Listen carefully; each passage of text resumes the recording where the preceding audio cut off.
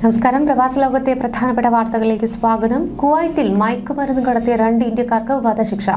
കെയ്ഫാൻ, ഷുവൈബ് പ്രദേശങ്ങളിൽ 14 kilogram ഹെറോയിനും 8 kilogram crystal മെത്തും കൈവശം വച്ചതിന് പിടിയിലായതിനെ തുടർന്ന് കൗൺസിലർ ഖാലിദ് അൽ തഹൂന്റെ നേതൃത്വത്തിലുള്ള ക്രിമിനൽ കോടതിയാണ് 2 ഇന്ത്യൻ പൗരന്മാരെ വധശിക്ഷയ്ക്ക് വിധിച്ചിരിക്കുന്നത്.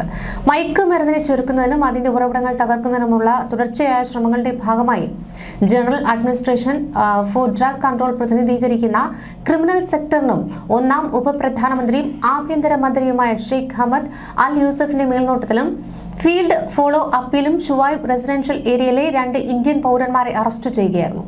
ഇവരിൽ നിന്ന് 14 കിലോഗ്രാം ശുദ്ധമായ heroin, 8 kilogram crystal meth, 2 electronic സ്കെയിലുകൾ എന്നിവയാണ് പിടിച്ചെടുത്തത്.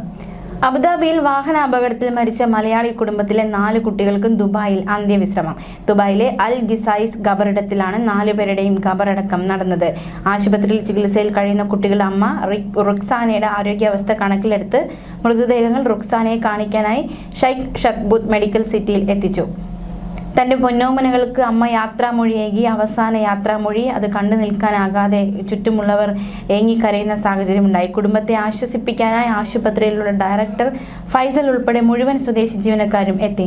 മക്കളെ കാണാൻ വീൽചെയറിൽ എത്തിച്ച പിതാവ് അബ്ദുൽ ലത്തീഫിനെ ഡയറക്ടർ ഫൈസൽ ആശ്വസിപ്പിച്ചു. 10 വയസ്സുകാരി ഇസയും മാതാപിതാക്കൾക്കൊപ്പം 4 സഹോദരന്മാർക്കും അന്ത്യചുംബനം നൽകി. വൻ ജനാവലിയുടെ സാന്നിധ്യത്തിലാണ് ഗിസായിസിലെ ശ്മശാനത്തിൽ 4 പേരുടെയും ഖബറടക്കം നടന്നത്.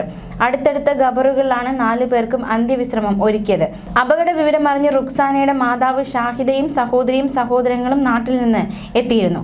അബുദാബി ഷെയ്ഖ് ഷഖ്ബൂത്ത് മെഡിക്കൽ സിറ്റിയിൽ ചികിത്സയിലായിരുന്ന അബ്ദുൽ ലത്തീഫ് ദുബായിലെത്തി മക്കൾക്ക് അന്ത്യോപചാരം അർപ്പിച്ചു.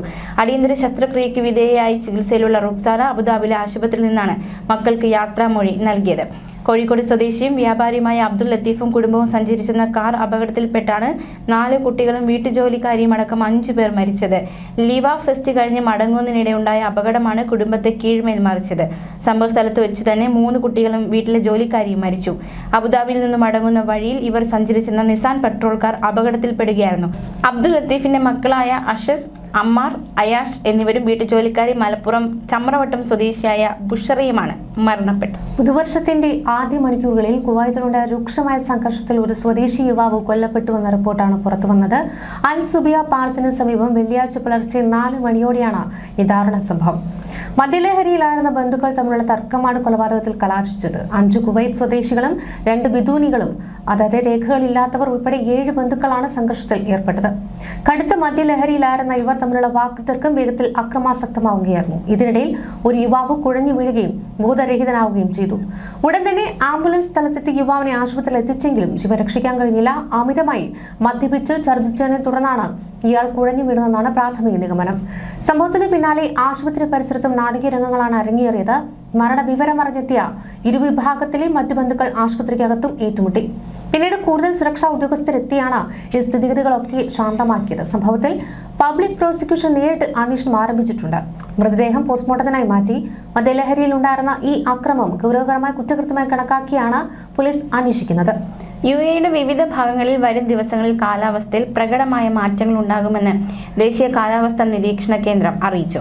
പടിഞ്ഞാറൻ ഉൾനാടൻ പ്രദേശങ്ങളും തീരദേശ മേഖലകളിലും കനത്ത മൂടൽമഞ്ഞിന് സാധ്യതയുള്ളതിനാൽ ദൂരക്കാഴ്ച പരിധി കുറയാൻ സാധ്യതയുണ്ട്. ഇന്ന് രാവിലെ 10 വരെ ദൂരക്കാഴ്ചയെ ബാധിക്കുന്ന തരത്തിൽ മൂടൽമഞ്ഞ് ശക്തമാകുമെന്ന് മുന്നറിയിപ്പുണ്ടായിരുന്നു. നാളെ രാവിലെ വരെ അന്തരീക്ഷത്തിൽ ഈർപ്പം കൂടുതലായിരിക്കും. ആകാശം പൊതുവെ ഭാഗികമായി മേഘാവൃതമായിരിക്കുമെങ്കിലും ചിലയിടങ്ങളിൽ പൊടിക്കാറ്റിനും നേരിയ മഴയ്ക്കും സാധ്യതയുണ്ട്. വടക്കൻ മേഖലകളിൽ വെള്ളിയാഴ്ചയോടെ താപനിലയിൽ നേരിയ കുറവുണ്ടാകാൻ സാധ്യതയുണ്ടെന്നും കാലാവസ്ഥാ നിരീക്ഷകർ വിലയിരുത്തി. ശനിയാഴ്ചയും സമാനമായ കാലാവസ്ഥ തുടരും. റോഡുകളിൽ ദൂരക്കാഴ്ച കുറയുന്നത് അപകടങ്ങൾക്ക് കാരണമായേക്കാം എന്നതിനാൽ വാഹനം ഓടിക്കുന്നവർ അതീവ ജാഗ്രത പാലിക്കണമെന്ന് അധികൃതരുടെ നിർദ്ദേശം. കൃത്യമായ അകലം പാലിച്ചും ഗതാഗത നിയമങ്ങൾ അനുസരിച്ചും മാത്രമേ യാത്ര ചെയ്യാവൂ എന്ന് പോലീസ് മുന്നറിയിപ്പ് നൽകി. കടൽ പൊതുവെ ശാന്തമായിരിക്കുമെങ്കിലും തീരപ്രദേശങ്ങളിൽ കാറ്റ് ശക്തമാകാൻ സാധ്യതയുള്ളതിനാൽ നേരിയ തോതിൽ തിരമാലകൾ ഉയർന്നേക്കാം. പ്രമുഖ കമ്പനിയായ നെസ്ലയുടെ ചില ബേബി മിൽക്ക് ഉൽപ്പന്നങ്ങൾ പിൻവലിച്ചിരിക്കുകയാണ് സൗദി അറേബ്യ. നെസ്ലയുടെ നാൻ, അൽഫോമന, S26, ഗോൾഡ് S26, അൾട്ടിമ എന്നീ ബ്രാൻഡുകളിലെ വിവിധ ബാച്ചുകളിലെ ഉൽപ്പന്നങ്ങളാണ് Saudi food and drug authority പിൻവലിച്ചിരിക്കുന്നത്. ഈ ഉൽപ്പന്നങ്ങളിൽ ബാസിലസ് സീരിയസ് എന്ന ബാക്ടീരിയ ഉൽപ്പാദിപ്പിക്കുന്ന സിറിയുലൈഡ് എന്ന വിഷാംശം അടങ്ങിയിരിക്കാൻ സാധ്യതയുണ്ടെന്നും ഇത് കുട്ടികളെ ആരോഗ്യത്തിന് ഭീഷണിയായേക്കുമെന്നുമാണ് കമ്പനി അറിയിച്ചിരിക്കുന്നത്. ഇവിടെ ഉപഭോഗം, ഛർദി, വയറുവേദന തുടങ്ങിയവ ഉണ്ടാക്കുവാൻ സാധ്യതയുണ്ട്. അതുകൊണ്ട് തന്നെ ഇതുവരെ ഉൽപ്പന്നങ്ങൾ ഉപയോഗിച്ചതുമൂലം ആർക്കും ആരോഗ്യ പ്രശ്നങ്ങൾ ഉണ്ടായതായി റിപ്പോർട്ട് ചെയ്യപ്പെട്ടിട്ടില്ലെന്ന് അതോറിറ്റി വ്യക്തമാക്കുന്നുണ്ട്.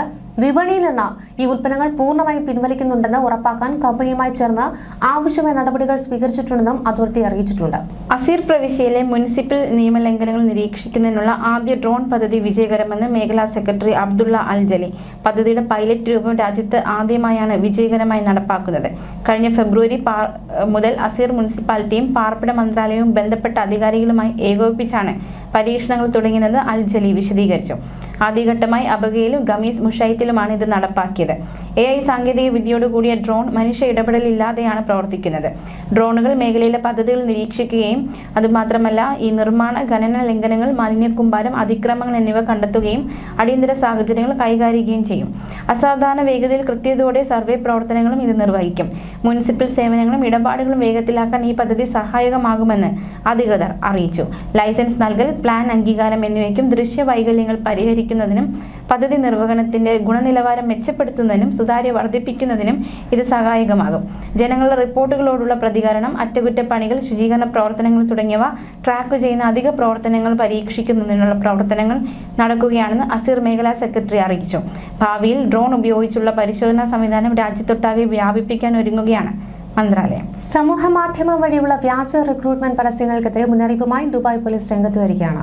വീട്ടുജോലിക്കാരെയും മറ്റു സഹായികളെയും കുറഞ്ഞ നിരക്കിൽ നൽകാമെന്ന് വാഗ്ദാനം ചെയ്ത് തട്ടിപ്പുകാർ രംഗത്തുള്ള പശ്ചാത്തലത്തിലാണ് പോലീസിന്റെ ഈ ജാഗ്രതാ നിർദ്ദേശം. ദുബായ് പോലീസ് ക്രിമിനൽ ഇൻവെസ്റ്റിഗേഷൻ വിഭാഗത്തിന് കീഴിലുള്ള ആന്റി ഫ്രോഡ് സെന്ററാണ് ഈ പുതിയ മുന്നറിയിപ്പ് നൽകിയിരിക്കുന്നത്.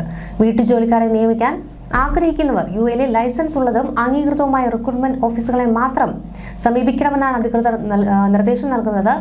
ഔദ്യോഗിക നിയമപരമായ ചാനലുകൾക്ക് പുറത്തുള്ള വ്യക്തികൾക്കോ സ്ഥാപനങ്ങൾക്കോ പണം കൈമാറരുത്. ക്യാമ്പയിൻ തട്ടിപ്പുകാരുടെ മാറിക്കൊണ്ടിരിക്കുന്ന രീതികളെക്കുറിച്ച് പൊതുജനങ്ങളെ ബോധവൽക്കരിക്കുന്നതിനായി ദുബായ് പോലീസ് നടത്തുന്ന ബിവെയർ ഓഫ് ഫ്രോഡ് എന്ന ക്യാമ്പയിന്റെ ഭാഗമാണ് ഈ മുന്നറിയിപ്പ്. ഏതെങ്കിലും സേവനദാതാക്കൾക്ക് വ്യക്തിഗത വിവരങ്ങൾ കൈമാറുന്നതിനോ പണം നൽകുന്നതിനോ മുൻപ് അവരുടെ വിശ്വാസ്യത ഉറപ്പാക്കേണ്ടത് അനിവാര്യമാണ്. തട്ടിപ്പുകളൊക്കെ എങ്ങനെ റിപ്പോർട്ട് ചെയ്യാമെന്ന് നോക്കിയാൽ സമൂഹമാധ്യമത്തിൽ സംശയാസ്പദമായ ഓഫറുകൾ ശ്രദ്ധയിൽപ്പെട്ടാൽ ഔദ്യോഗിക സംവിധാനങ്ങൾ വഴി റിപ്പോർട്ട് ചെയ്യാവുന്നതാണ്. ദുബായ് പോലീസ് സ്മാർട്ട് ആപ്പ് വഴി നേരിട്ട് പരാതി നൽകാം.